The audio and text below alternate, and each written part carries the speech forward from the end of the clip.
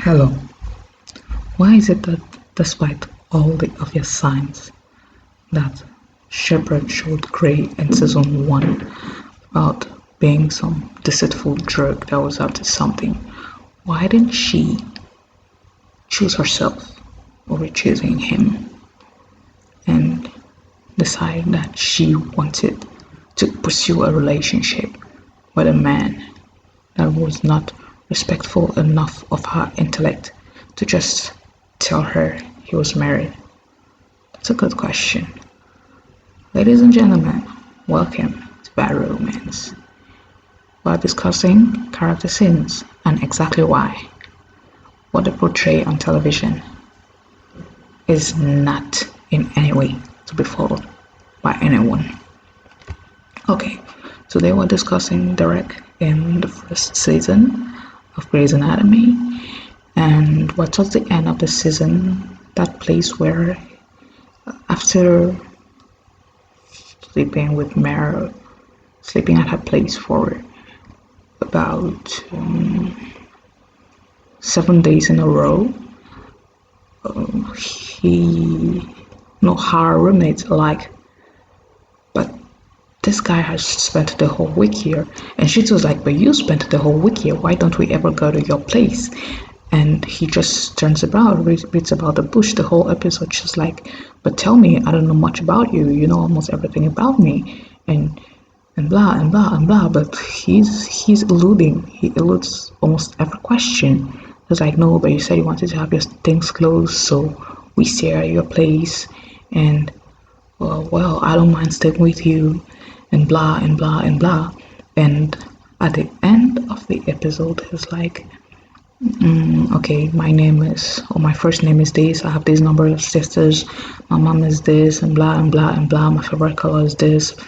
It's actually mere details. He also tells her that he lives in a caravan, and the land where the caravan is actually his land, and he doesn't yet know what he'll do with it. But still, the main questions, he hasn't answered them, and he's telling her on this one, you have to trust me. Curiously and shockingly, at this point, Mare chooses that the fact that he ran her about the whole day is not good enough a motive to create a fight. She decides that the fact that he has given her very little information about key stuff is not really that important. The fact that he wants to lead her blindly into a relationship doesn't even ring a bell in her mind. Like, seriously, who does that? You can't say you love someone and want to fool them into having a relationship with you. But that's exactly what happens, and we see that later when he's about to go out and eat with Mare and his wife, and then he sees his wife at the end of the hall, and he's like, oh, Mare, I'm sorry, I really am. And just starts listening to his wife tear down Mare's ego because she was naive enough to trust a man that just told her, no, I'm giving you just this little information from me right now. I'm showing you all I have as land right now, and I'm showing you this my wheelhouse right now, and I want you to be content with that, and for the rest, trust me. Listen, guys, when anyone tells you trust me on this, that person is up to something, and generally that something is never for your good. So she really displays naivety here and is a bad example for young girls. Let me not enter into the morals of Christianity and how sleeping before being married is wrong. We already know that normally, but let me get to how she has little to no self-love when she just accepts his lame answers and doesn't even stand up for herself when she realizes that he's trying to manipulate her about, and he's just like, no, trust me, trust me, trust me. and we'll see that later on how her trust was repaid. It's just to call your attention on the red flag in a relationship.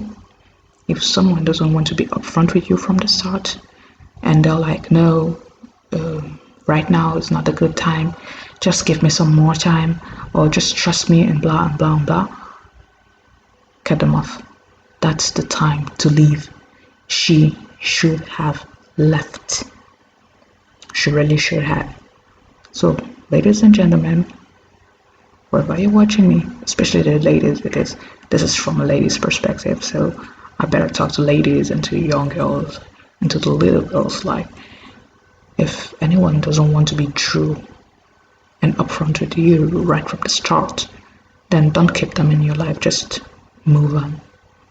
Because whatever you face as resistance or as insecurity at that point early on will definitely grow and grow and grow and grow to the extent where it becomes some large something that you cannot more ignore.